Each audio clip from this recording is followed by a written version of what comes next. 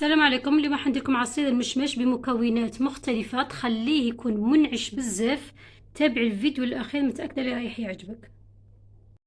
6 حبات مشماش، من المستحسن يكون طري بزاف. نعناع، انا درت 11 ورقة، انتي ديري على حساب ذوق النعناع اللي حبيته يكون. عصير 2 حبة ليمون.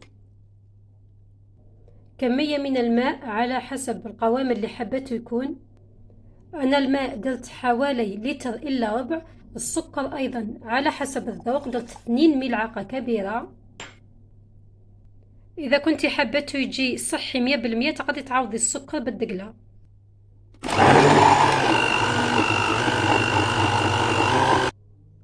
هاو العصير تاعنا. إذا حبيتي تصفيه من كاش بقايا تاع نعناع صفيه، يجي منعش، يجي بنين بزاف، خاصة في فصل الصيف. شاهية طيبة.